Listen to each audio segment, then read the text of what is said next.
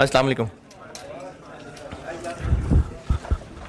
दुरूद शरीफ पढ़ लें। अच्छा, ये जो रिकॉर्डिंग वाले स्टूडेंट्स देख रहे हैं लेक्चर, ये कुछ नागुज़ीर वजूहात की बिना पर मैं जज्बाती हो गया था और 1-1.5 घंटा तो मैंने जज्बाती रहा और कौम को भी जज्बाती करता रहा, लेकिन ये ऑफ कैमरा करता रहा।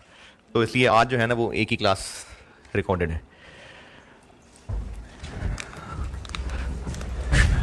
लीजेस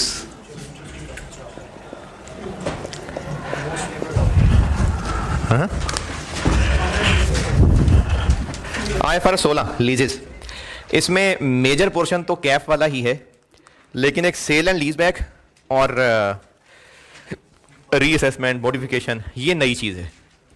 मॉडिफिकेशन, रीअसेसमेंट और सेल एंड लीज बैक, ये नई चीज़ें हैं।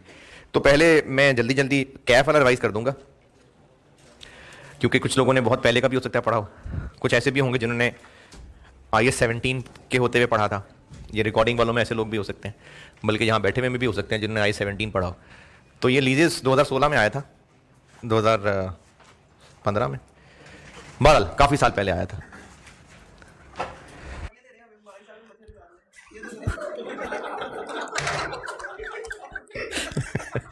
तो आप इस बात पे पछता रहे हैं कि आपको सारी अपॉर्चुनिटी क्यों नहीं मिली?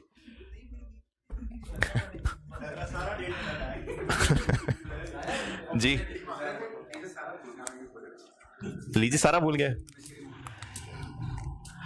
देखें, बताऊंगा तो मैं सारा, लेकिन ये नहीं हो सकता कि मैं लेसर के 15-15 सवाल करा रहा हूं, ये नहीं टाइम है। 1-2 सवाल बस। हाँ, बताऊंगा सारा, लेकिन कैफ में जितने ज्यादा सवाल इसके किया करते हैं उतने सवालों का टाइम नहीं है, क्योंकि इसमें जो CFAP में टेस्टिंग है ना ज्यादा, वो सेल एंड लीजबैक, रीअसेसमेंट, इनके ऊपर ज्यादा फोकस है, लेसी पे ज्यादा फोकस है। कैफ में लेसर पे ज्यादा है फोकस, यहाँ लेसी पे ज्यादा फोकस है। तो मुझे लेसर बताना तो है, सारा बताऊंगा, लेकिन सवाल नहीं उतने होंगे। अच्छा, सबसे पहली चीज कि लीज है क्या? लीज एक कॉन्ट्रैक्ट है जिस कॉन्ट्रैक्ट के तहत एक पार्टी का एसेट है और उसको यूज दूसरी पार्टी कर रही है। एक कॉन्ट्रैक्ट है जिसके तहत एक एसेट, जिसको अंडरलाइंग एसेट कहते हैं, ये एक पार्टी का है, उस पार्टी को कहते हैं लेसर। इसने इस एसेट को यूज करने का राइट दिया है एक और पार्टी को, जिसको कहते हैं लेसी, और बदले में ये लेसी उसको कैश पे कर रहा है। तो ये कॉन्ट्रैक्ट है जिसके तहत अंडरलाइंग एसेट को यूज करने का राइट इसको दिया जा रहा है और बदले में ये उसको कैश दे रहा है। और इस सारे के लिए एक टाइम पीरियड तय होना बड़ा जरूरी है। ये होता है लीज। लेकिन क्या हर चीज जो यूज करने के पैसे दिए जा रहे हैं वो लीज होगी? नहीं। इसको थोड़ा टेक्निकली समझते हैं। आप आ जाएं, चैप्टर 9 बनाया हुआ है इसके लिए मैंने।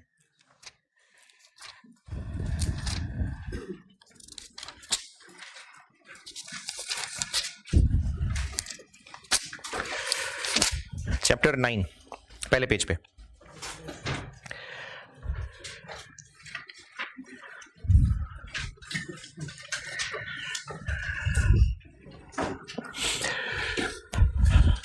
अच्छा, लीज से हटके वैसे ही जिनको लीज बिल्कुल ही भूल गई है वो भी, और जिनको लीज आती भी है वो भी, अगर लीज ना होती तब लीज का स्टैंडर्ड ना होता, तो कोई चीज किराए पे दी जा रही है तो जो उसको किराए पे यूज कर रहा है उसको क्या काउंटिंग करनी चाहिए?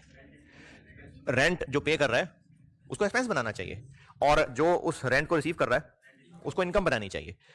और जो एसेट किराए पे दिया जा रहा है वो एसेट किसका है?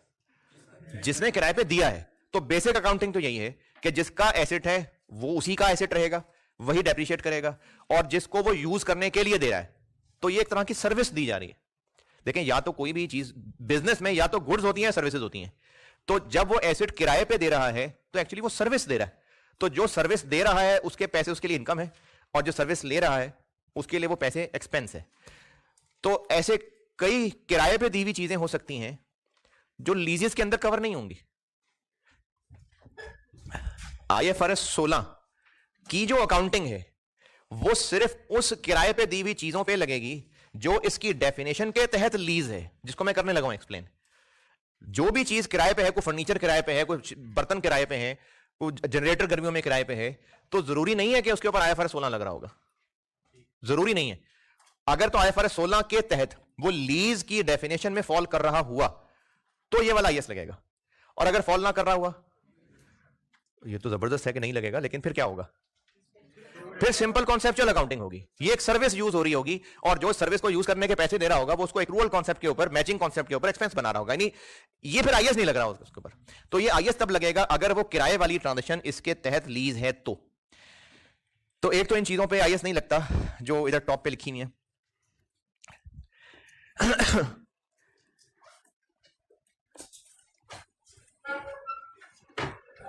ये पहली वाली की मिसाल मुझे नहीं समझ आती, कोई मिसाल क्या होगी इसकी। बी बहरहाल ये है कि ये जो गाय भैंसें अगर किराए पे दे रहे हैं, ठेके पे दे रहे हैं, हो सकता है गाय भैंसें हों लेकिन उनको मेंटेन करने के लिए टाइम ना हो, तो हो सकता है वो ठेके पे दे दी जाए किसी को, तो वो भैंसें किराए पे दी हुई हैं। भैंसें किराए पे दी हुई वो लीजेस में नहीं आएंगी। भैंसें, गाय और मवेशी ये सब IS 41 में फॉल करते हैं। IS 41 नहीं है CFAB में, वो कैफ में होता है। तो ये जो जानवर होते हैं ये सब IS 41 के अंदर कवर होते हैं। तो अगर जानवर किराए पे ठेके पे दिए हमें तो उस पर IFRS 16 वाली अकाउंटिंग नहीं होगी। फिर क्या अकाउंटिंग होगी? नहीं, IS 41 भी क्या, सिंपल कॉन्सेप्चुअल अकाउंटिंग है। जो उसका किराया दे रहे होंगे वो एक्सपेंस बना रहे होंगे। अच्छा, इसी तरह से पॉइंट नंबर D, ये IFRS 15 में एक चीज पढ़ानी है। IFRS 15 पढ़ना है हमने, उसकी ये मेरे ख्याल में तो सबसे मुश्किल चीज है लाइसेंसेस, और जो कि मैं जाके ये कहूंगा कि जिसने पढ़ना खुद ही पढ़ ले। तो ये IFRS 15 की काफी मुश्किल चीज है, टेस्ट वेस्ट भी नहीं हुई है वैसे कभी, लेकिन थोड़ा सा जरूर बताऊंगा, बिल्कुल नहीं छोड़ूंगा इसको, थोड़ा सा बताऊंगा। तो ये जो लाइसेंसेज होंगे इनको देख के ये इंप्रेशन मिलेगा कि ये भी तो लीज है, तो उसके बारे में उन्होंने कह दिया कि नहीं, लाइसेंसेज के लिए आप जाके IFRS 15 से बात करना, हमारे पास ना आना। तो इसलिए लाइसेंसेज के ऊपर ये नहीं है IFRS 16। वो IFRS 15 में हम लोग लाइसेंसिंग पढ़ेंगे, फ्रेंचाइजिंग और ये चीजें वो वहां पढ़ेंगे। और है जी, हाँ, लेकिन वो IFRS 16 में कवर नहीं हो रहा होगा। अच्छा जी, चलें आगे चलते हैं। डब्बे में है, पता नहीं, ये कोई हमारे स्कोप सिलेबस की चीज नहीं है। फिर एक बार मुझे नहीं पता क्या है, सारी रिपोर्टिंग में सारे स्टैंडर्ड नहीं है सिलेबस में, तो कुछ स्टैंडर्ड नहीं है, कुछ फ्रिक्स नहीं है सिलेबस में, तो ये मुझे नहीं पता क्या है। भाई फिर एक बार नहीं पता क्या है। लीजेस के डब्बे में आ जाए। पॉइंट नंबर 1, ये मैंने आपको यहां बताया है कि लीज एक कॉन्ट्रैक्ट है जिसके तहत एसेट यूज करने का राइट एक पार्टी से दूसरी पार्टी को ट्रांसफर हो रहा है। तो जो एसेट दे रहा है वो लेसर है और जिसको एसेट यूज करने का राइट मिल रहा है वो लेसी है। पॉइंट 1 पढ़ लें।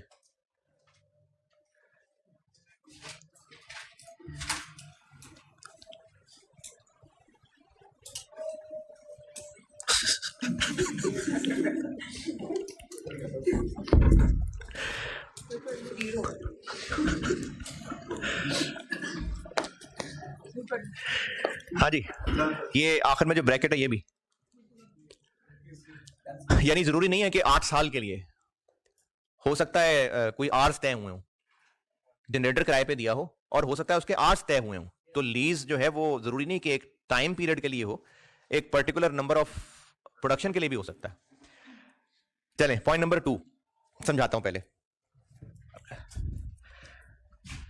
कॉन्ट्रैक्ट, एक एसेट यूज करने का राइट, लीज तब होगा अगर ये फॉलोइंग बातें पूरी हो रही हो। ये फॉलोइंग बातें क्या हैं, मिसाल से बताता हूं। वैसे तो ये बिल्डिंग पैक की ओन्ड है लेकिन अगर ये बिल्डिंग होती किराए पे, तो अब मालिक मकान को इससे कोई फर्क पड़ रहा है कि यहां पर CA की क्लासें हो रही हैं या BCom की हों, या उसको किराया चाहिए ना। तो इस बिल्डिंग को कैसे यूज करना है इसका फैसला किराएदार ने करना है। हां, वो यहां पर कोई चर्स बेचने वाली फैक्ट्री लगा ले, कोई और बच्चे गवा करके यहां स्टोर करना शुरू कर दें, ये नहीं अलाउ होगा। यानी कुछ ना कुछ बाउंड्री जरूर तय करनी पड़ेंगी, कुछ ना स्कोप डिफाइन करना पड़ेगा। वो होंगी मोटी मोटी बातें, यानी उन्होंने शायद ये एग्री किया होगा कि देख लेना यहां पर इलीगल काम कोई ना हो सकता है कहा हो कि आपने ना यहां पर हॉस्टल नहीं बनाना, इस तरह की शर्तें तय हो सकती हैं। कोई ना कोई स्कोप डिफाइन हो गया, विद इन डिफाइंड स्कोप। अब इन किराएदार की मर्जी है वो क्या करें, और मालिक मकान आके ये नहीं कह सकता कि नहीं आप रात में क्लासेस नहीं कर सकते, या आप ये वाला कमरा लाइब्रेरी नहीं बना सकते। तो इसको कहेंगे कि लेसी के पास राइट है टू डायरेक्ट, यानी वो डायरेक्ट कर सकता है कि एसेट कब यूज होना है, कैसे यूज होना है। अगर ये राइट है तो फिर ये लीज है, अगर लेसी के पास ये राइट नहीं है तो फिर ये लीज नहीं है। और मिसाल बताता हूं, एक कोस्टर ली किराए पे, और तय ये किया कि 4 दिन के लिए कोस्टर किराए पे चाहिए। मोटी मोटी बात तय हो गई कि जाना जो है ना वो मरी जाना है और फिर वापस आना है, मोटी मोटी बात तय हो गई। यानी ये नहीं तय हुआ कि इसको जाके हम रेसें लगाएंगे, मतलब ये मना कर दिया कि रेसें नहीं लगानी, जाके जाना है पहाड़ी इलाके में, वापस आ जाना है। ये बात तय होगी, 4 दिन का किराया तय हो गया। अब अगर तो हम उस कोस्टर वाले को कह सकते हैं रास्ते में ना जरा गुजरात रुकना, वो मेरी खाला का घर है, मैंने उनसे मिलना है, तो वो है तो अब वो ड्राइवर 4 दिन के लिए गाड़ी हमारे साथ ला चुका और वो हमारे अब कंट्रोल के अंदर है। हम अगर रास्ते में गुजरात चले जाएं या पिंडी रुक जाएं, मरी जाएं ही ना, इस्लामाबाद से घूम के वापस आ जाएं, गाड़ी वाले को 4 दिन का किराया चाहिए। तो अब हमारे पास राइट है टू डायरेक्ट। लेकिन अगर ऐसा होता कि आपको 4 दिन का ट्रिप चाहिए, हमसे रूट तय करें, उस रूट से इधर उधर नहीं हो सकते, आप ड्राइवर को रुकने का नहीं कह सकते। ये अच्छा, ये मैं कह रहा हूं, गाड़ी वाला कह रहा है, ठीक है, गाड़ी वाला कह रहा है कि आपने ड्राइवर को रुकने का नहीं कहना। मैं ड्राइवर को जो रूट बताऊंगा, जो टाइम बताऊंगा, गाड़ी वाला कह रहा है, उसी के मुताबिक गाड़ी वाला चलेगा। आपको जाना है ना, गाड़ी मिल जाएगी आपको, गाड़ी आपके साथ ही रहेगी। जब आप 4 दिन बाद वापस आएंगे, गाड़ी आपके साथ ही है। लेकिन आप उसको, ड्राइवर को, ये नहीं कह सकते कि गाड़ी इस टाइम पे फलानी जगह रोक लो, फलाने होटल में चलते हैं, फलाना खाना बड़ा अच्छा है, रूट चेंज कर लो। ये नहीं हो सकता। रास्ते से फलानी सवारी बिठा दो, नहीं, ये नहीं हो सकता। अब इस सूरत में लेसी के पास राइट टू डायरेक्ट नहीं है, तो फिर ये लीज नहीं है। बस ये ऐसे ही है कि हमने पिक एंड ड्रॉप सर्विस ली हुई है। तो राइट टू डायरेक्ट होना जरूरी है। ये पॉइंट नंबर 2 में लिखा हुआ। अच्छा, एक बात और, हो सकता है कि वो लेसी 4 दिन में से ये तय हो जाए कि जब भेरा पे रुकेंगे ना, तो फिर आपकी मर्जी है कि आप फलाने रेस्टोरेंट पे रोक दें, फलाने रेस्टोरेंट पे रोक दें, चलो ये मर्जी है आपकी। बस उस 15 मिनट के स्टे के अंदर आपकी मर्जी, आप जिस मर्जी होटल पे ले आए। फिर भी नहीं, क्योंकि लेसी की मर्जी थ्रू आउट द पीरियड होनी चाहिए, तो फिर लीज है। पॉइंट 2 पढ़ लें सारा।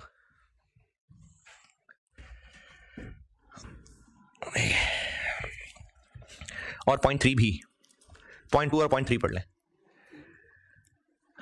ये मैंने पॉइंट 2 और 3 दोनों मिला के एक्सप्लेन किए हैं।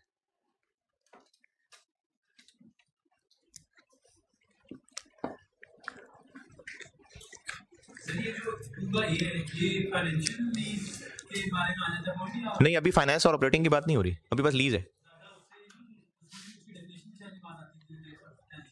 नहीं नहीं नहीं नहीं, अच्छा, ये जो 2 के ए में लिखा हुआ है ना, the right to obtain substantially all of the economic benefits from use of the identified asset within the defined scope. यानी अगर एक बिल्डिंग 3 साल के लिए किराए पे ली है, अब उस 3 साल के लिए इस बिल्डिंग को कैसे यूज करना है, ये हमारा राइट है। उस बिल्डिंग से हम सारे इकोनॉमिक बेनिफिट्स ले लेंगे। मालिक मकान बार बार नहीं कहेगा कि जरा बिल्डिंग खाली कर दें, मैंने सेमिनार करवाना है, मैंने अपने मेहमान रोकने, वो बार बार हमें नहीं कह सकता। उस 3 साल के डिफाइंड स्कोप के अंदर हमारे ही होंगे सारे बेनिफिट्स। वो जो आप फाइनेंस लीज वाली बात कर रहे हैं ना, उसमें एसेट की पूरी जिंदगी के रिस्क एंड रिवॉर्ड्स हमारे हो जाते हैं। जी, पॉइंट नंबर 2 और 3, ये जो आइडेंटिफाइड एसेट का वर्ड यूज हुआ है, ये मैं आपको 4 में समझाता हूं। Point 1 2 3 done. एक हाईएस्ट ली किराए पे, क्योंकि ऑफिस के स्टाफ को पिक एंड ड्रॉप दिया करते हैं। एक कंपनी है, उसने एक हाईएस्ट किराए पे ली है और वो ऑफिस के लोगों को पिक एंड ड्रॉप देते हैं।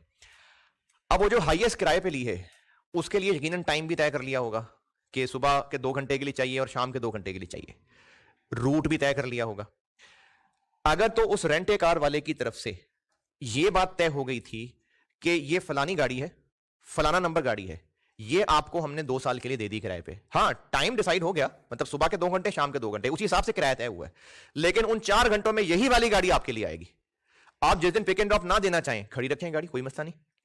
अगर किसी मेहमान को कहीं और होटल छोड़ना है, वहां कर लें। 4 घंटे के लिए रोजाना ये गाड़ी आपके इस्तेमाल में है, और ये गाड़ी फलाना नंबर फलानी गाड़ी यही है जो आपके इस्तेमाल में 2 साल के लिए रहेगी। ये लीज है। और अगर रेंट ए कार वाले ने कहा है कि आपको हाईएस्ट चाहिए ना, मिल जाया करेगी। किसी दिन काली गाड़ी आ रही है, किसी दिन नीली गाड़ी आ रही है, किसी दिन नई गाड़ी आ रही है, किसी दिन पुरानी गाड़ी आ रही है। उस गाड़ी वाले ने यह कहा था कि गाड़ी आप तक पहुंच जाया करेगी। अब वो गाड़ी जब चाहे बदल सकता है, तो फिर ये लीज नहीं है, फिर ये जस्ट एक पिक एंड ड्रॉप सर्विस ली हुई है बस। अच्छा, वो रेंट ए कार वाला ये क्यों करेगा? तंग करने के लिए करेगा, तब जान जान के तंग करेगा है। क्यों अवेलेबल नहीं होगी? होनी चाहिए ना अवेलेबल। क्यों गाड़ी बदल रहा है?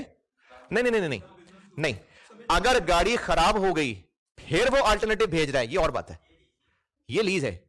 लेकिन उस रेंट ए कार वाले की मर्जी है, वो जब चाहे बदल सकता है। कभी खराब होकर चेंज होगी वो और बात है।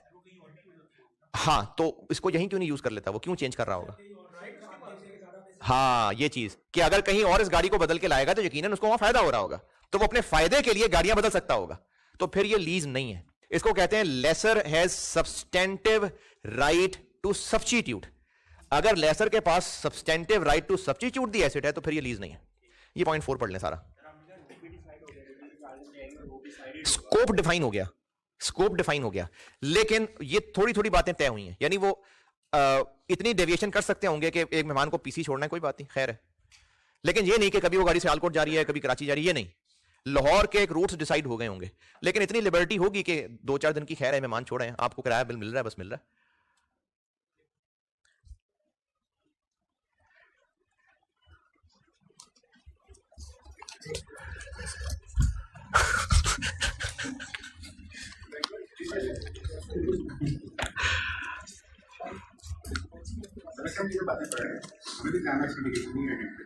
करनी पड़ सकती है, बिल्कुल। ये जो सवाल आते हैं ना मल्टीपल स्टैंडर्ड वाले, उनमें एक सवाल में हो सकता है आपको 4 पॉइंट्स दिए हों जिनमें से 3 लीज हों और चौथा लीज ना हो सकता है एक ट्रक वाले से अपनी गुड्स ट्रांसपोर्ट करना तय किया हो और उस सवाल उस पार्ट में लिखा हो कि जो ट्रक वाला है उसके साथ ये तय है कि वो कभी भी ट्रक चेंज कर सकता है, तो वो सवाल में से 4 में से 3 हिस्से लीज के होंगे, ये नहीं होगा लीज का।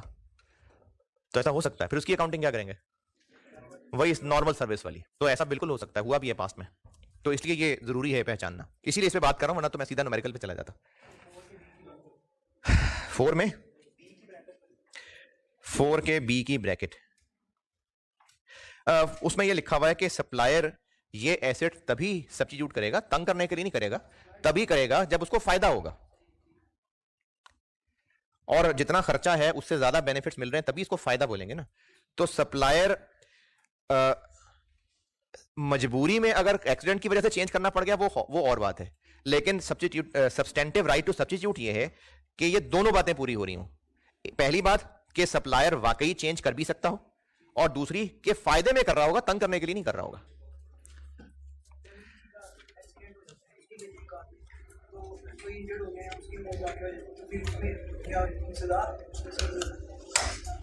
ये तो आप लीगल बात पूछ रहे हैं, इसका IFR 16 से इसका क्या लेंगे?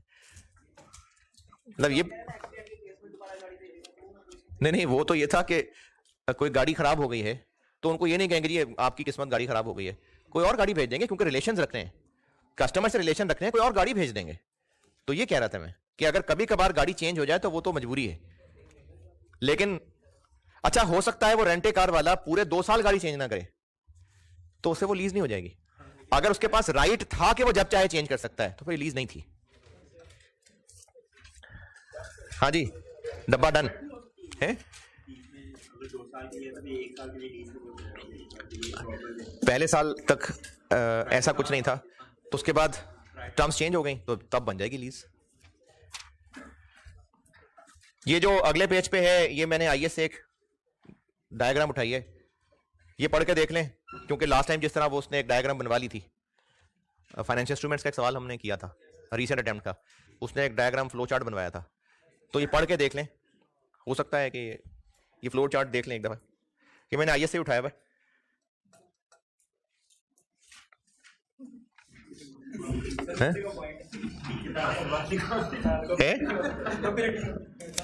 नहीं वो ये तो मैंने सोच रहा है ना कि कौन से IS में से कहां से चीज, वैसे तो सारा पैराग्राफ भी IS ही है ना, मैंने कौन सा अपनी तरफ से स्टैंडर्ड लिखे हुए, लेकिन किस चीज को कहां जोड़ना है, कैसे करना है, वो तो मेरे काबिलियत है ना, इसलिए नाम लिखा हुआ है ना सिर्फ बस।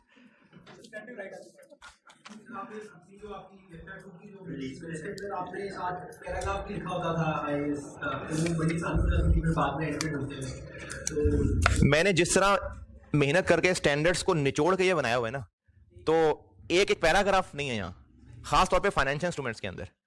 फाइनेंशियल इंस्ट्रूमेंट्स में पता नहीं कहां कहां से पैराग्राफ उठा के उनको मैंने टेबल की शक्ल दी हुई है, तो उसमें से मैं कौन कौन से पैराग्राफ को रेफर करूंगा। बाकी आप जब IS तैयार कर लिया करें, आप ओरिजिनल जरूर पढ़ा करें, सारा पढ़ें, उसमें देखें कहां कहां से उठाई है मैंने चीजें।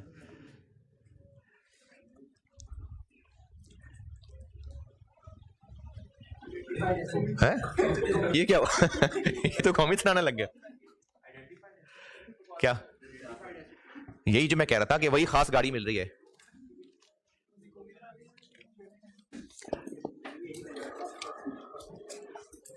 पढ़ लिया फ्लो चार्ट? हाँ, देख लिया आपने। अगर एक सुपर स्टोर है, कोई मॉल है इनफैक्ट, और वहां पर एक कोई कपड़ों का ब्रांड हो, उसको वहां पर एक फ्लोर पे कोई 25 स्क्वायर फीट की जगह मिल जाए कि जहां पर अपना स्टॉल लगाएं, तो उन्होंने वो जगह किराए पे ली उस मॉल से। अगर तो वही वाली जगह, वही सेकंड फ्लोर पे अंदर वाली साइड पे जगह उनको 2 साल के लिए मिली है, तो फिर तो ये लीज है।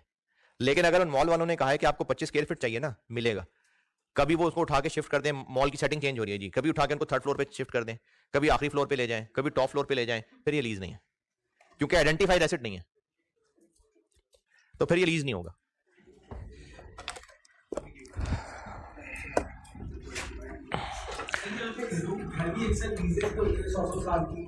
जी जी,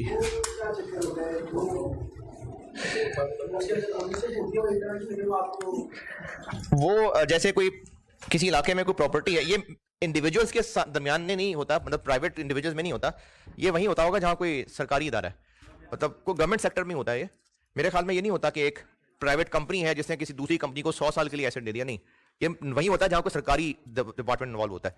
तो मुझे उसकी लीगल डिटेल तो नहीं पता, लेकिन मेरे ख्याल में वो किसी को बेच भी सकते हैं। जिसको बेचेंगे 99 साल के बाद जगह वो गवर्नमेंट को चाहिए, तो फिर वो पीपी में आ रहा होता है, यानी वो उसको एक पीपी शो करता है और उसको डेप्रिशिएट करता है, तो वो ये इसमें नहीं आ रहा होता है। नहीं, हाँ चले, लीज के लीज क्या है देख लिया। अब आते हैं बुक्स ऑफ लेसर पे। बुक्स ऑफ लेसर के लेसर क्या अकाउंटिंग करेगा?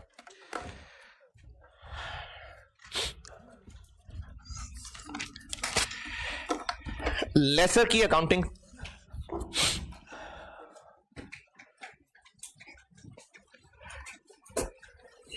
ऑपरेटिंग लीज और finance lease. Books of lessor के लिए लीज या तो ऑपरेटिंग लीज होती है या फाइनेंस लीज होती है।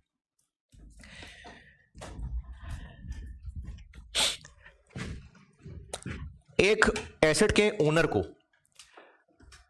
क्या क्या रिस्क्स होते हैं ओनर होने की वजह से? नहीं, लीज नहीं, वैसे पूछ रहा हूं। अगर एसेट खराब हो गया, बिल्कुल बेकार हो गया, तो इसको मजीद कुछ रिकवर नहीं हो सकेगा, इसका नुकसान हो गया, कोई नया एसेट आ सकता है इससे बेहतर हो, इसकी मार्केट में वैल्यू गिर सकती है, चोरी हो सकता है, तो इसको दुख होगा। और फायदे क्या होंगे? इससे पैसे कमा सकता है, मार्केट वैल्यू बढ़ेगी, सारा फायदा इसी को होगा। तो एक ओनर को जो खुशियां और गम मिलते होते हैं एसेट से रिलेटेड, अगर वो खुशियां और गम लेसी को होने लग जाए तो वो फाइनेंस लीज है। किसी एसेट से रिलेटेड वो खुशी और गम जो ओनर को हुआ करते हैं बगैर ओनरशिप के, वही खुशी और गम अगर लेसी को लग जाए तो इसका मतलब है फाइनेंस लीज है। और है हाँ, क्योंकि ओनरशिप अगर हो गई होती तो फिर लीज क्यों होती? और अगर ये खुशी या गम लेसी को नहीं लग रहे तो फिर ये ऑपरेटिंग लीज है। मिसाल, एक बिल्डिंग ली गई है किराए पे और 2 साल के लिए, एक प्रोजेक्ट था, उसके लिए प्रोजेक्ट ऑफिस बनाना था, 2 साल के लिए बिल्डिंग किराए पे ले ली। किराएदार को वो 2 साल तक बिल्डिंग यूज करनी है बस। उस बिल्डिंग की मार्केट में वैल्यू बहुत बढ़ गई, किराएदार को क्या खुशी होगी? कोई फायदा नहीं उसको। उस बिल्डिंग की वैल्यू बिल्कुल खत्म हो गई, कोई बस एज लॉन्ग एज वो उसको यूज कर रहा है, वो उसका किराया दे रहा है, उस बिल्डिंग की वैल्यू बढ़ने का फायदा भी मालिक मकान को और उस बिल्डिंग की वैल्यू गिरने का भी नुकसान मालिक मकान को। किराएदार को नहीं है कोई फायदा नुकसान, बस वो किराएदार यूज कर रहा है और उसके पैसे दे रहा है, तो ये ऑपरेटिंग लीज है। लेकिन अगर एक बैंक से एक मशीनरी फाइनेंस करवाई है, लीज पे ली है, और बल्कि गाड़ी कह देता हूं क्योंकि गाड़ी ज्यादा रिलेटेबल बात है, एक गाड़ी बैंक से लीज पे ली, उस गाड़ी का ओनर बैंक है, कस्टमर ओनर नहीं है। वो कस्टमर सारे पैसे क्लियर करेगा तो ओनरशिप ट्रांसफर होगी। लेकिन बैंक ने अगर वो गाड़ी फाइनेंस की है 70 लाख में, तो बैंक को 70 लाख वापस मिलने से कंसर्न है बस, और वो भी वो प्रॉफिट समेत वापस लेगा। अगर कस्टमर उस गाड़ी के 70 लाख प्लस प्रॉफिट दे दे और वो गाड़ी अब मार्केट में 7 रुपए की मिल रही हो, तो दुख किसको होगा? कस्टमर को ही होगा, क्योंकि बैंक के पैसे उसको पूरे मिल रहे हैं। और अगर वो गाड़ी अब मार्केट में 70 करोड़ की हो गई है, जो हालात चल रहे हैं वैसे हो भी जानी है गाड़ियां कभी ना कभी इतने की। तो बैंक को तो बस 70 लाख प्लस प्रॉफिट ही मिल रहा है, ये फायदा कस्टमर को ही होगा। तो अब वो कस्टमर गाड़ी का ओनर नहीं है, फिर भी वो खुशी गम जो ओनर को हुआ करते हैं वो उस कस्टमर को होने लग जाएंगे। तो ये फाइनेंस लीज है। और इसकी देसी डेफिनेशन ये समझ लें कि अगर लेसर अपना खर्चा प्लस प्रॉफिट तकरीबन सारा लेसी से पूरा कर लेगा तो फाइनेंस लीज है। ये इसका देसी तरीका है। दोबारा, अगर लेसर अपना खर्चा प्लस प्रॉफिट तकरीबन सारा लेसी से पूरा कर लेगा तो फिर ये फाइनेंस लीज होती है। पेज 3 के टॉप पे पॉइंट नंबर 1 टाइप्स ऑफ लीजेस, ये पढ़ लें। पेज 3 के टॉप पे इंपॉर्टेंट टर्म्स, पॉइंट नंबर 1।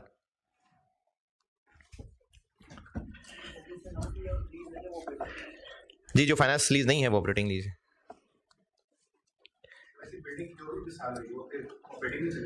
जरूरी नहीं है, जरूरी नहीं है, मतलब ये जरूरी नहीं है कि बिल्डिंग हमेशा ऑपरेटिंग लीज ही होगी। बैंक से बिल्डिंग भी तो लीज कराई जा सकती है। पैसे ट्रांसफर होने खत्म होने के बाद ओनरशिप ट्रांसफर हो जाएगी, तो बिल्डिंग फाइनेंस लीज हो सकती है। हाँ जी, पेज 3 टॉप पे important terms, point number 1 finance lease और ऑपरेटिंग लीज। फाइनेंस लीज में ब्रैकेट में मैंने लिखा हुआ है टाइटल मे और may not eventually be transferred. इसका मतलब है कि फाइनेंस लीज में जरूरी नहीं है कि एंड पे ओनरशिप भी ट्रांसफर होगी। उसकी कोई एग्जांपल, एक मशीन ली लीज पे और उस मशीन को यूज करना था 7 साल, उस मशीन की लाइफ भी 7 साल ही थी। अच्छा चले मिसाल चेंज करता हूं। आपने कहीं शॉप से चाय का कप लिया और वो वही डिस्पोजेबल कप जो होता है, तो चाय पी के वो कप वापस करना पड़ेगा ताकि वो धो के रखे और आइंदा दूसरों को चाय दे, उसमें करना पड़ेगा ऐसे? नहीं। लेकिन जरूरी है कि आप कप साथ लेके जाएं? हैं? नहीं, छोड़ जाए वहीं छोड़ जाए, ले जाए साथ, क्या मसला, क्या टेंशन है साथ ले जाने में? तो ले जाए ना, है? नहीं, आपने चाय पी, आप कप वहीं क्यों छोड़ जाएं, लेके जाए ना साथ। नहीं, बात सिर्फ वैल्यूएबल चीज की नहीं है, आप उसको खुद लेके जाएं, कहीं कूड़ा ढूंढने के इसको फेंकें, तो आप कहेंगे बस यहीं छोड़ जाता हूं, मैं कहां इसका कूड़ा ढूंढता फिरूंगा। अगर साथ ले जाते तो वो और पैसे नहीं मांगता, और अगर वापस करके जा रहे हैं तो वो 2 रुपए वापस नहीं कर रहा है। वो कप आपका है, चाहे तो छोड़ जाए चाहे ले जाए, पैसे उसने पूरे कर लिए दुकानदार ने उस कप के। तो इसी तरह से ना फाइनेंस लीज में लेसर ने पैसे तकरीबन पूरे कर लेने हैं। हो सकता है कि जिस मशीन को लेसी ने यूज करना है 7 साल लाइफ हो और 7 साल ही उसने यूज कर लेना हो, उसके बाद वो मशीन बेकार ही हो जानी हो सकता है वो लेसर कबाड़िया भी हो। तो नहीं जरूरी थोड़ी कि कबाड़िया 3 डब्बे ही खरीदता है, बड़ी बड़ी शिप्स के कबाड़िए होते हैं, बड़े बड़े लाखों करोड़ों का काम होता है ये। तो हो सकता है वो कबाड़िया भी हो, तो उसके साथ ये तय ही हुआ हो कि लीज के बाद एसेट हम आपको वापस करके जाएंगे, हो सकता है तय हुआ हो।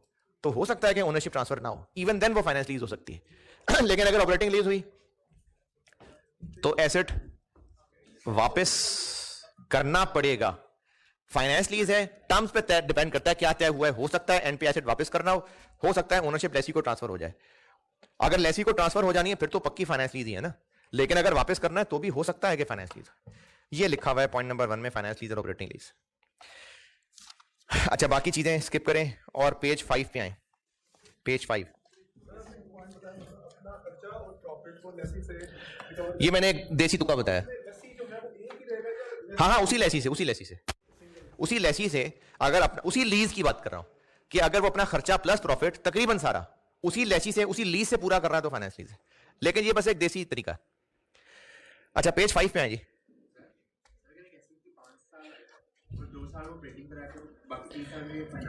बिल्कुल हो सकता है, यूज्ड एसेट भी फाइनेंस लीज में दिए जा सकते हैं, तो बिल्कुल हो सकता है। पेज 5,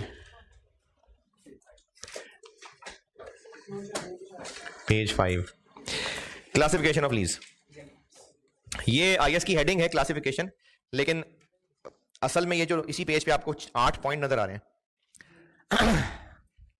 ए से लेके ई तक और फिर ए से लेके सी तक, तो 8 हो गए। 5 अलग हैं, 3 अलग हैं। ये 8 पॉइंट्स निशानियां हैं कि अगर ये निशानियां हुई तो फाइनेंस लीज है। कंडीशंस नहीं है, ये कंडीशंस नहीं है। दुनिया में जहां जहां भी लीजेस होती होंगी, जिनको आईएफआरएस 16 समझता होगा कि ये फाइनेंस लीज होनी बनती है, उसमें आईएस बनाने वालों ने जो निशानियां नोट की होंगी, ये उनमें से वो निशानियां, जैसे किसी बीमारी की सिम्टम्स होती है ना, तो ये फाइनेंस लीज बीमारी की सिम्टम्स है। जिस लीज में ये सिम्टम्स होंगी तो इसका मतलब वो फाइनेंस लीज है।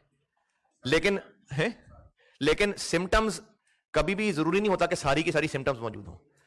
किसी की बीमारी भी जब सिम्टम्स होती हैं तो वो ऑब्जर्व किया होता है, और नॉर्मली ये जो सिम्टम्स हुआ करती हैं उनमें से एक दो भी हो तो वो बीमारी होती है।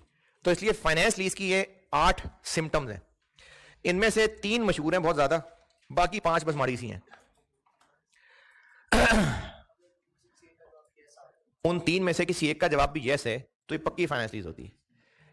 वो क्या क्या है जल्दी जल्दी से देख लेते हैं। ये ऊपर वाले 5 में से ए, बी और डी, पहली, दूसरी और चौथी, ये तीनों बहुत इंपॉर्टेंट है। ए, बी और डी, पहली, दूसरी और चौथी, ये 3 बहुत इंपॉर्टेंट हैं, बाकी गुजारा मुजारा है बस। अच्छा, अब ये हैं क्या, ये देख लें जल्दी जल्दी से। पॉइंट नंबर ए में लिखा हुआ है कि अगर लीज टर्म एसेट की इकोनॉमिक लाइफ का नहीं सॉरी अगर लीज टर्म के एंड पे ओनरशिप ट्रांसफर हो जाएगी तो पक्की फाइनेंस लीज है।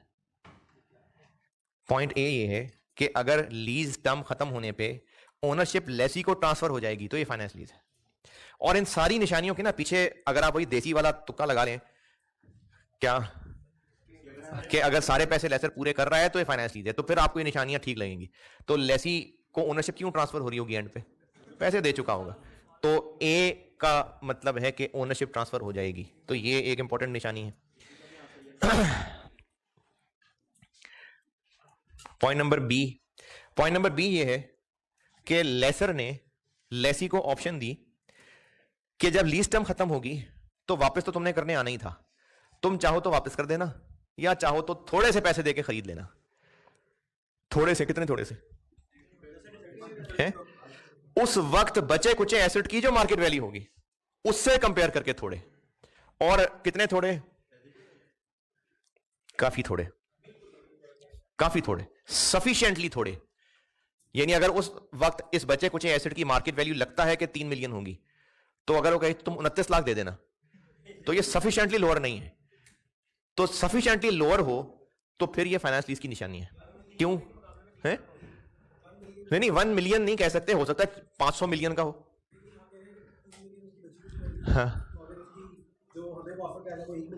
हाँ, फिर ये सफिशिएंटली लोअर है। यानी अगर कोई 25-30% कम है तो ये सफिशिएंटली लोअर है जी। नहीं, 1/3 का रूल नहीं है, सफिशिएंटली लोअर होना जरूरी है, मामूली नहीं, सफिशिएंटली लोअर। यानी अगर वो 25-30% कम है तो ये काफी कम है, तो फिर ये फाइनेंस लीज की निशानी है। इसको कहते हैं बार्गेन परचेज ऑप्शन, ये मैंने लिखा भी होगा ब्रैकेट में। पॉइंट नंबर ए और बी पढ़ लें।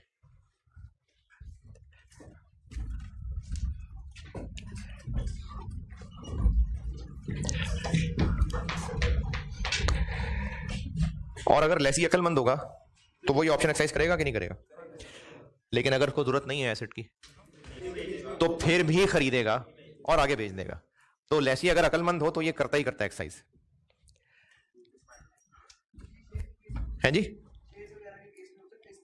शेयर्स किराए पे कौन देता है? बाद में।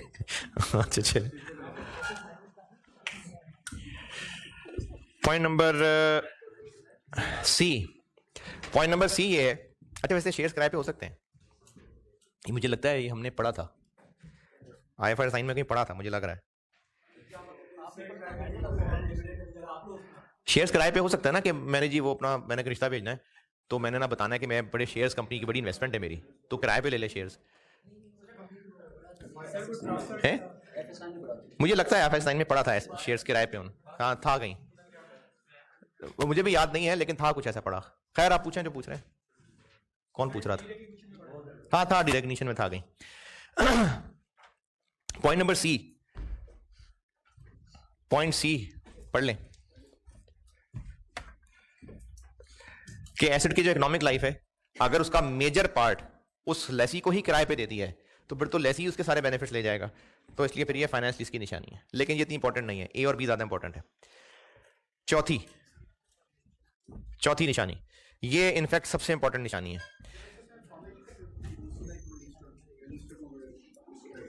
किस लिए? नहीं, क्या करने के लिए? इतना कोई सेंसिटिव पॉइंट था नहीं है कि इस तरह से, नहीं एफआर 2 में भी इतना सेंसिटिव पार्ट नहीं था ये। चले ठीक है, किया होगा। चौथा पॉइंट ये है, और ये भी इंपॉर्टेंट है बहुत। चौथा पॉइंट ये है कि लेसर जितने पैसे ले रहा है, अगर उन सारे पैसों की पीवी निकाली जाए और उससे ये नजर आ रहा हो कि ये तो एसेट की सारी कीमत वसूल कर रहा है, यानी जितनी लीज पेमेंट्स हैं उन सब की प्रेजेंट वैल्यू निकालें और वो एसेट मार्केट में आज कितने का है तकरीबन उसके बराबर हो, तो ये तो पैसे पूरे कर रहा है फिर वो।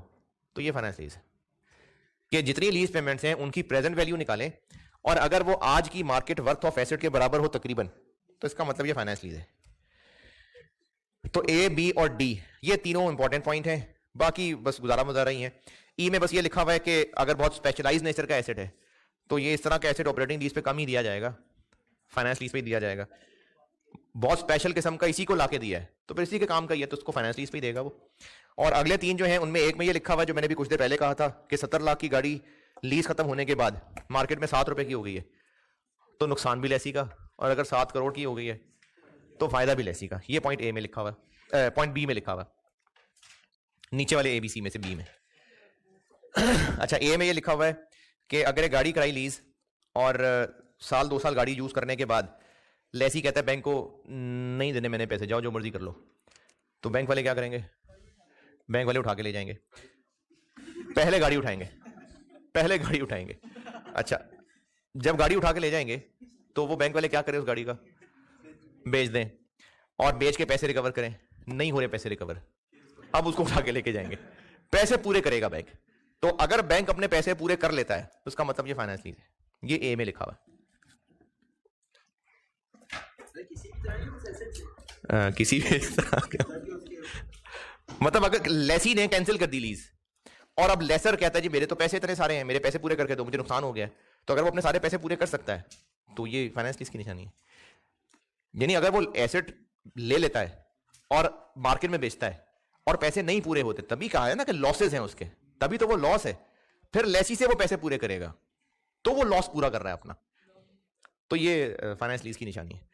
और सी में ये लिखा हुआ है कि अगर लेसी एसेट वापस करने के बाद दोबारा लीज पे ले सकता है थोड़े पैसों पे, कितने थोड़े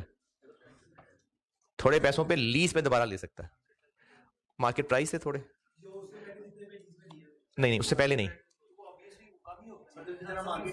जितना उस बचे कुचे एसेट को किराए पे लिया जाता तो उस वक्त जो मार्केट में उसका किराया होता उससे कम पे अगर ये दोबारा किराए पे ले लेता है तो ये भी फाइनेंस लीज की निशानी है। ये आखिरी वाले सी में लिखा हुआ है जी। बी वही 7 रुपए और 7 करोड़ के जो बचा कुचा एसेट होगा रेजिडुअल, उसका जो फायदा है नुकसान है वो लेसी का ही है। हाँ, एक तो बैंक ऑपरेटिंग लीज करता नहीं है, अगर कोई बिल्डिंग किराए पे ली है और उस बिल्डिंग को लेसी छोड़ देता है तो नहीं, वो उस लेसी से तो नहीं कहेगा ना कि मैंने तो सोचा था 10 साल तक तुम यहीं रहोगे तो मेरे पैसे पूरे करके दो, तो वो उसे नहीं रिकवर करेगा जी। हाँ जी,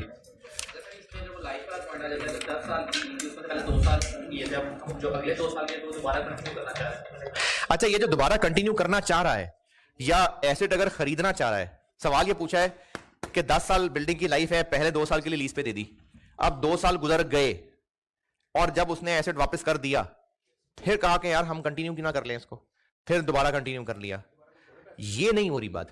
पहले दिन ही ये एग्रीड है, यानी पहले दिन कॉन्ट्रैक्ट में लिखा हुआ है कि चाहो तो 2 साल बाद वापस कर देना और चाहो तो इतने किराए पे 3 साल के लिए मजीद कंटिन्यू कर लेना, तो अब ये पहले दिन सारा तय है। इसी तरह वो जो खरीदने वाली ऑफर थी वो भी पहले दिन तय है एग्रीमेंट में, ऐसा नहीं कि एसेट वापस कर गया और फिर दोबारा डील हुई कि यार मैं खरीद ही लेता हूं, ये सब शुरू में तय है। तो फाइनेंस लीज पहचानने के लिए ये निशानियां हैं और इनमें से 3 निशानियां मैंने बताई हैं वो इंपॉर्टेंट है। ऑपरेटिंग लीज की अकाउंटिंग सुन लें, वो आसान सी है, फाइनेंस लीज फिर कल कराता हूं। ऑपरेटिंग लीज की अकाउंटिंग, लेसर ने जो एसेट लीज पे दिया, ऑपरेटिंग लीज पे दिया, तो उस एसेट के रिस्क एंड रिवॉर्ड्स का मालिक लेसी बन गया। एसेट ऑपरेटिंग लीज पे दिया है, ऑपरेटिंग पे, मैं ऑपरेटिंग लीज बता रहा हूं, एसेट दिया है ऑपरेटिंग लीज पे। तो वो एसेट जो ऑपरेटिंग लीज पे दिया है, उस एसेट के रिस्क एंड रिवॉर्ड्स का मालिक लेसी बन गया? नहीं, क्योंकि वो तो फाइनेंस लीज में होता है।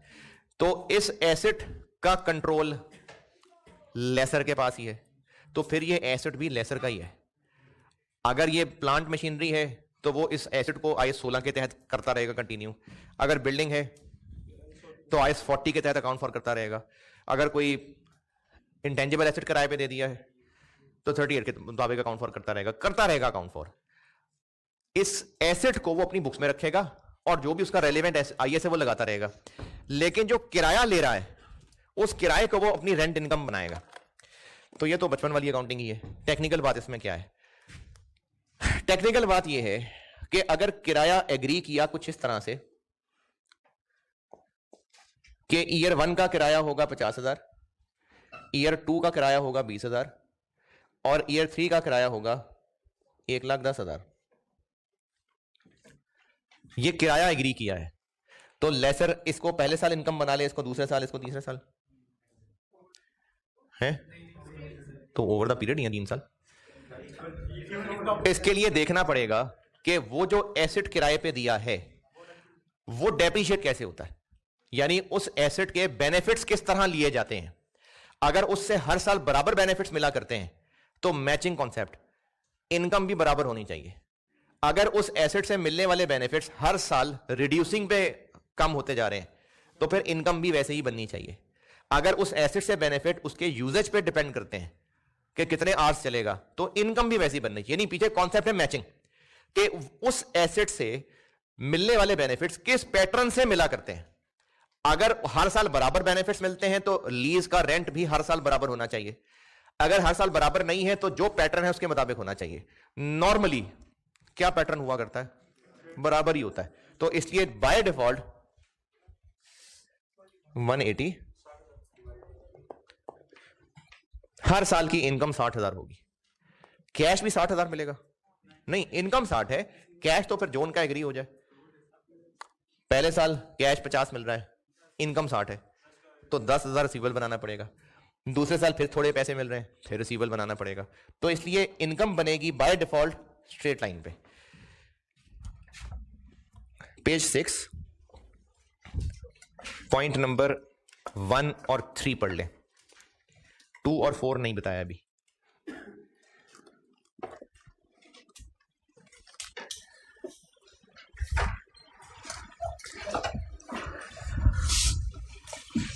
Page number 6 operating lease recognition and measurement, point 1 और 3 पढ़ लें। 2 और 4 नहीं बताया अभी।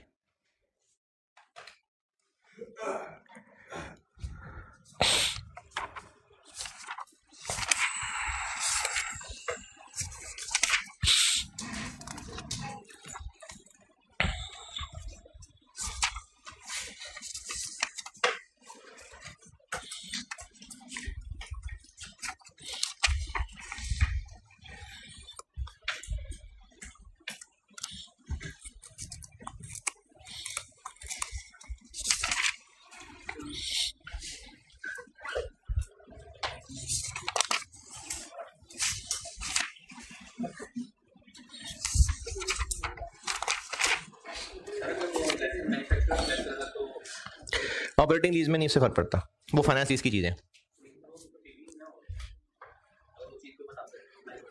तो फिर वो ऑपरेटिंग लीज पे भी नहीं देगा ना, वो फिर ऑपरेटिंग लीज पे भी नहीं देगा, तो फिर उसका वो पीपी होगा, फिर वो उसका पीपी बनता जाएगा। अगर एक मशीनरी का मैन्युफैक्चरर है और वो बेचा भी करता है और वो मशीनें लीज पे भी देता है, अगर वो मशीन ऑपरेटिंग लीज पे देता है तो फिर वो मशीन उसकी इन्वेंट्री नहीं रहेगी, फिर उसका वो पीपी बन जाएगा। हाँ, अगर फाइनेंस लीज पे देता है, वो फाइनेंस लीज में बताऊंगा। तो इसलिए ऑपरेटिंग लीज पे फर्क नहीं पड़ता कि लेसर सादा लेसर है कि मैन्युफैक्चरर लेसर है। ऑपरेटिंग लीज है। हाँ जी, पॉइंट 1 और 3 डन। पॉइंट नंबर 2 समझ लें। सवाल लिखें एक। पॉइंट नंबर 2 सवाल से सिखाता हूं।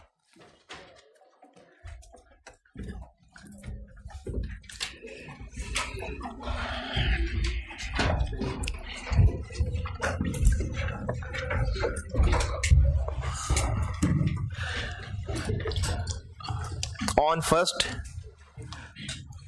ये पॉइंट नंबर 2 मैं सवाल से सिखा रहा हूं. On 1st January 21, a machine was given on an operating lease for 4 साल, 4 years.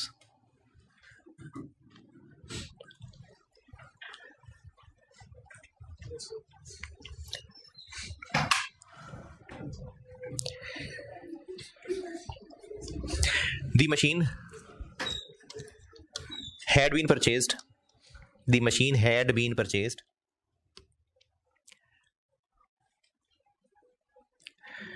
On 1st January 17.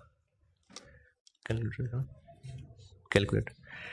On 1st January 17.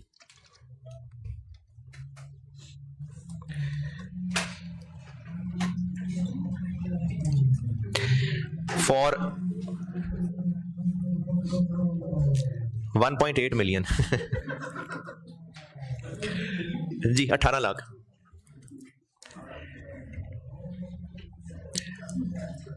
Estimated useful life of machine 15 साल, 15 years.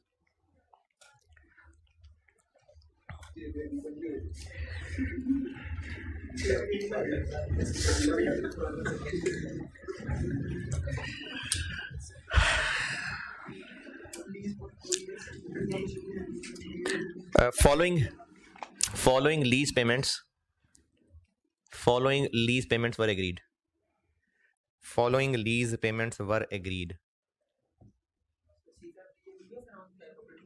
हो सकती है, बिल्कुल हो सकती है. ज़्यादा वैसे सीफैप में लेसी है, क्योंकि लेसर वो अच्छा खासा चेक कर चुके होते हैं कैफ में. लेकिन जो सीफैप का मुश्किल पोर्शन है रिलेटिवली, वो सेल एंड लीज बैक है. वो भी मेनली लेसी का ही टॉपिक है. और रीअसेसमेंट, मॉडिफिकेशन, ये भी लेसी का ही है. तो इसलिए ज़्यादा इंपॉर्टेंट लेसी है. हैं जी. सब लीज है, सब लीज भी है, सब लीज है वैसे, सब लीज. क्या बोला है? फॉलोइंग लीज पेमेंट्स वर एग्रीड. पेमेंट डेट बताऊंगा और अमाउंट बताऊंगा. 31 दिसंबर 21, 31 दिसंबर 21, 31 दिसंबर 21, 90,000.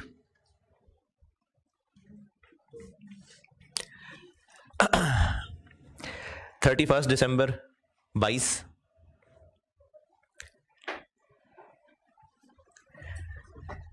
250,000.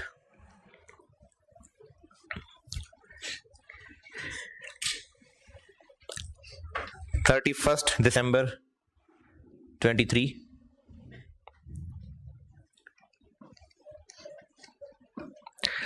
190,000.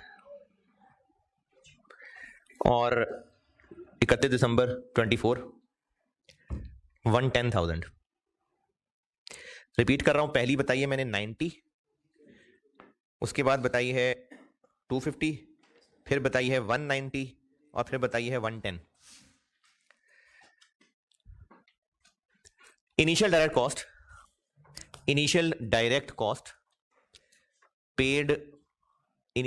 Cost paid by laser.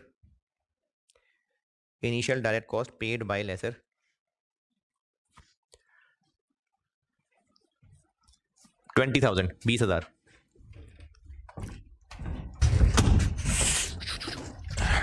Required है 4 साल की जनरल एंट्रीज भी और इनकम स्टेटमेंट और एसओएफपी के एक्सट्रैक्ट्स भी. कैफ में इसकी ज़्यादा मशहूर टेस्टिंग जो है ना वो डिस्क्लोजर्स है, लेकिन सीफैप में एंट्रीज और ये एसओसीआई और एसओएफपी.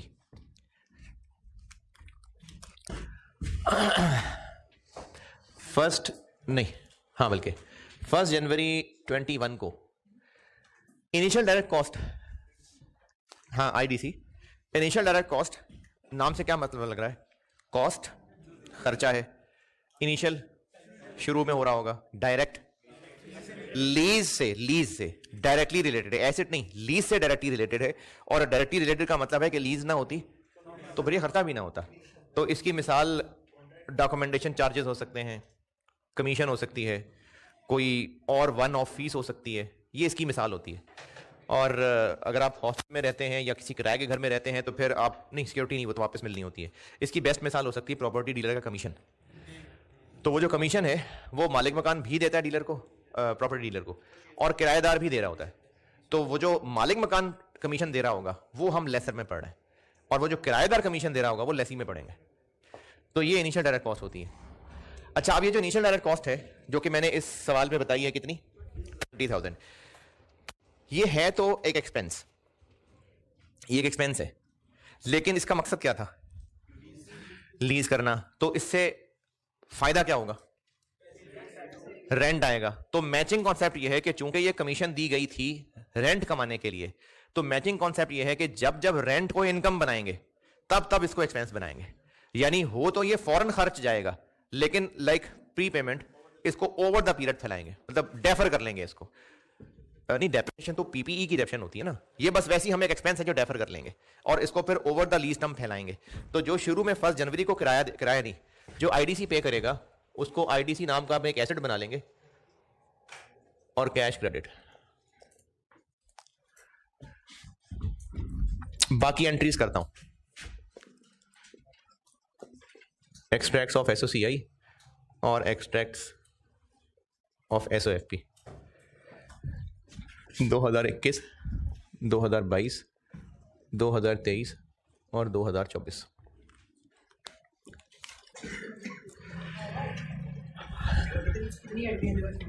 चार साल हैं,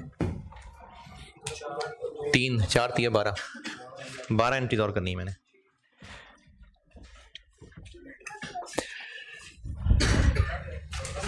उन 12 में से 4 कंपाउंड एंट्रीज होंगी।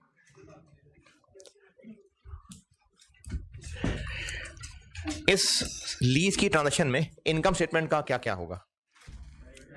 एक तो वो अपनी रेंट इनकम को इनकम स्टेटमेंट में लाएगा, उसको रेंट इनकम कह लें, लीज इनकम कह लें। कितनी?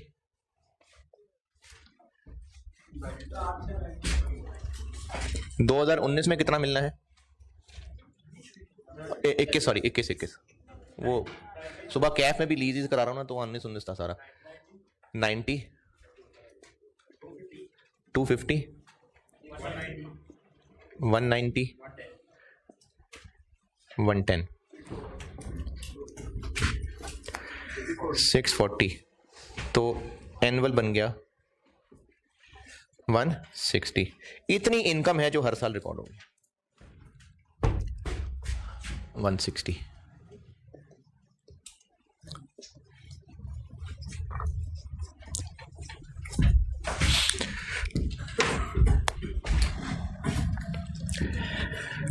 अब चूंकि ये रेंट इनकम 4 साल में फैल के इनकम बन रही है, तो आईडीसी वाला 20,000 ये भी 4 साल में फैला के इनकम एक्सपेंस बनाएंगे। और चूंकि मैचिंग करना मकसद था, तो इनकम जब हर साल बराबर है तो उस आईडीसी को भी हर साल बराबर एक्सपेंस बनाएंगे। यानी इसको हम एक्सपेंस बनाएंगे 5-5 हजार करके।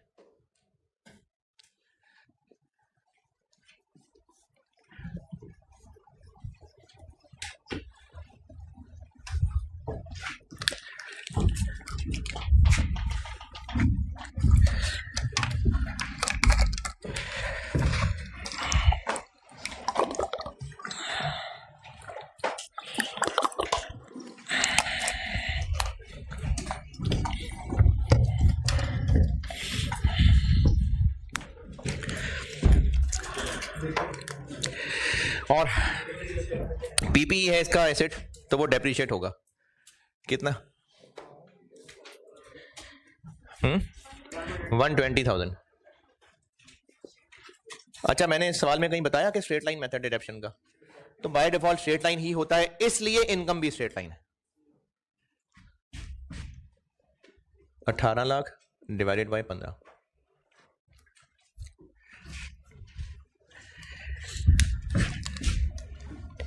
नॉन करंट एसेट्स में पीपीई, पीपीई कहते हैं, मशीन कहते हैं, 18 लाख 2021 तक कितना डेप्रिशिएट हो गया था? 17, 18, 19, 20, 21। 17 में खरीदा था ना, तो 17, 18, 19, 20, 21 5 साल डेप्रिशिएट हो गया था। बाकी क्या रह गया था? 18 लाख 15 में से 5 साल हो गया डेप्रिशिएट, 12 लाख। 1 20 और डेप्रिशिएट हो गया, 10 80। 1 20 और डेप्रिशिएट हो गया, 9 60। 1 20 और डेप्रिशिएट हो गया, 8 40।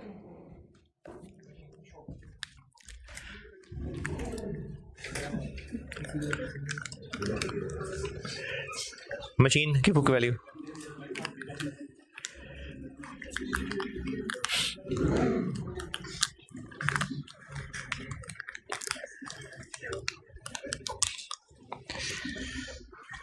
हाँ जी, मशीन की बुक वैल्यू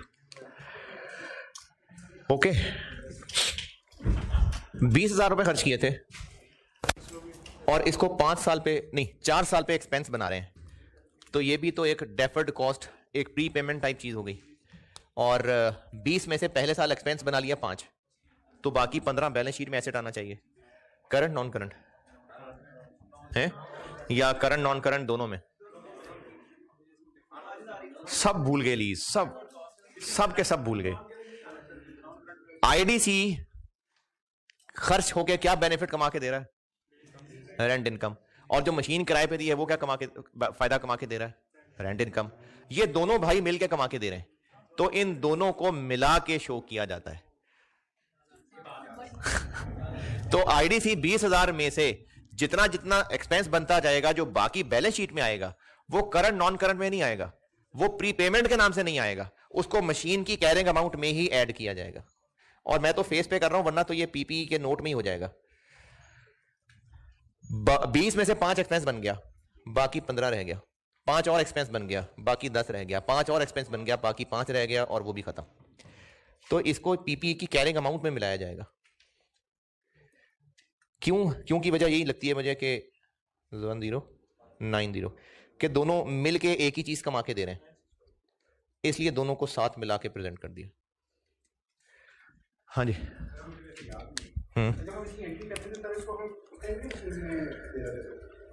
ये असल में ना मशीन की कॉस्ट में नहीं ऐड हो रहा, क्योंकि मशीन की कॉस्ट में ऐड कर देते, वो मशीन के लिए नहीं हुआ खर्चा। मशीन की कॉस्ट में तो तब ऐड करें जब ये मशीन को वर्किंग कंडीशन में लाने का खर्चा हो। ये मशीन पे हुआ ही नहीं है खर्चा, ये तो लीज इनकम कमाने के लिए हमने कमीशन दी है, तो इसलिए ये मशीन की कॉस्ट में नहीं ऐड होगा। हाँ, उसकी कैरिंग, मतलब आईएएस ने कहा इसकी कैरिंग अमाउंट में ऐड कर दें, यानी उसके साथ इसको पीपी का हिस्सा बना दें, तो वो इसको साथ मिला दें। अब ये डेप्रिशिएट नहीं हो रहा, डेप्रिशिएट तो ये हो रहा है, ये वैसे ही 5,000 एक्सपेंस बन रहा है, लेकिन वो प्रेजेंट एसेट के साथ मिलके होगा।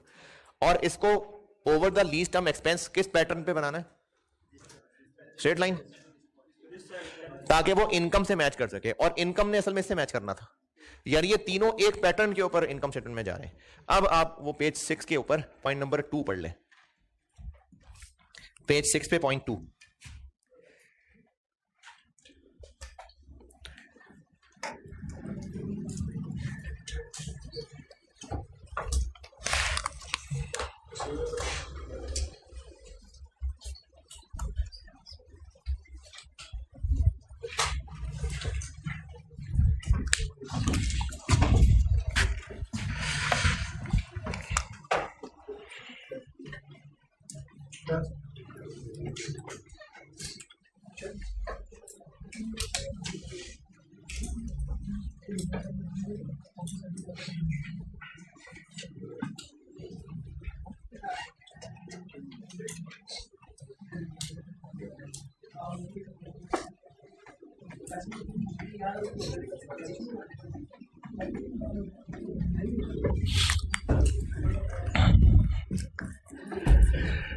हाँ जी, पॉइंट 2 पेज 6 पे।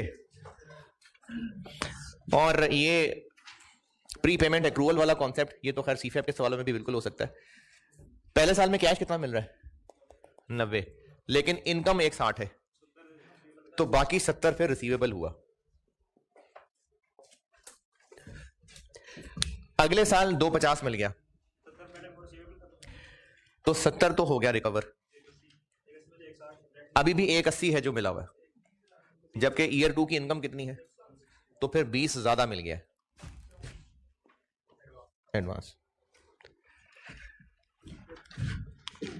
अगर ऐसे ज़बानी नहीं समझ आ रहा तो कोई बात नहीं, चाहे अकाउंट की शक्ल में बना लें, चाहे वैसे देख लें कि 2021 की इनकम बनती थी 160, जबकि कैश मिल रहा है 90, तो फिर 70 रिसीवेबल हुआ ना। लेकिन 2022 में कैश मिल गया 250, जबकि इनकम बनती है 160, तो पिछला 70 तो मिला, इसमें से भी ज़्यादा मिल गया और 20 ज़्यादा मिल गया, तो ये लाइबिलिटी एडवांस। 2023 में इनकम बनती थी 160, जबकि कैश मिल गया 190, तो ज़्यादा मिल गया 50 ज़्यादा मिल गया, फिर लाइबिलिटी है। और फिर 2024 में इनकम बनी 160, कैश मिला 110 और बस पूरा हो गया। तो 21 की बैलेंस शीट में रिसीवेबल, 22 में और 23 में एडवांस 50। ये ऑपरेटिंग लीज और डबल एंट्रीज क्या बनेगी ईयर एंड पे, depreciation debit, accumulated deduction credit. वो आईडीसी जो एसेट बनाया है उसको पी&एल में ट्रांसफर कर लेंगे, P and L debit, IDC credit 5000, depreciation debit, accumulated depreciation credit 120।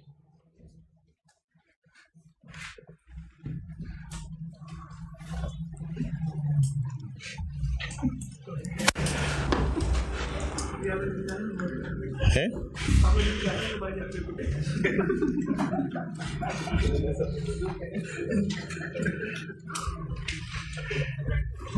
दिल कर रहा है इसका ना, वो सिलेंसर से ना मुंह लगा के ना फिर रेस।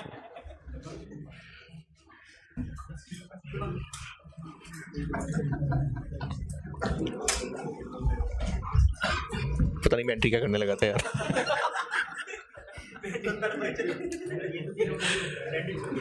कैश डेबिट 90, जबकि इनकम 160, तो साथ फिर रिसीवेबल आ गया 70। अब यही एंट्रीज अगले 3 साल में भी होंगी, ये तो एज इट इज होंगी, और इसका फिर रिसीवेबल और एडवांस चेंज होता जाएगा।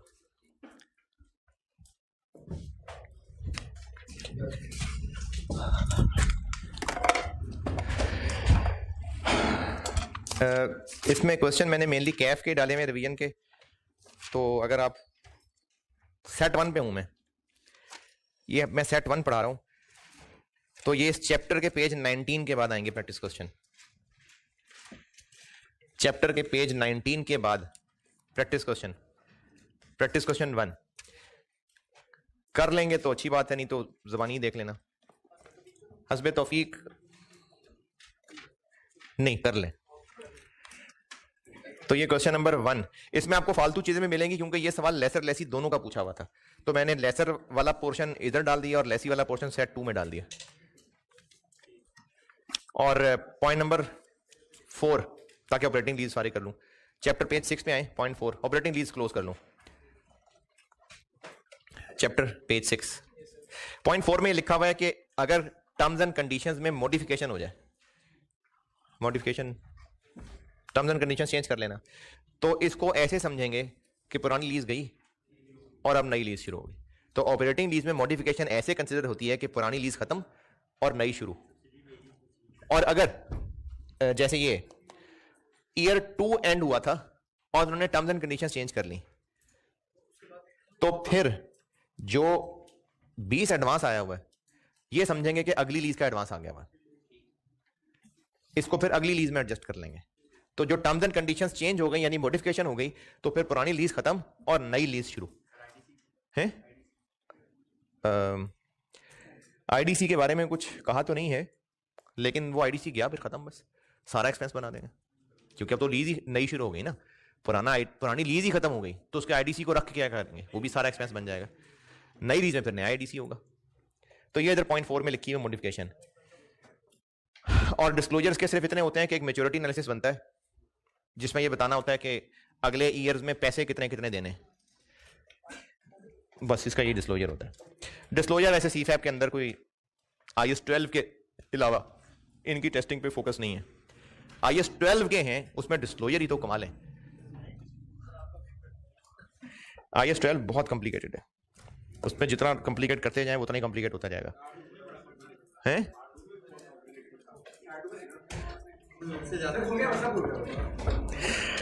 चलो ठीक है अभी, अल्लाह हाफिज। बड़ी नसीहतें हो गई आज। ठीक है, अल्लाह हाफिज।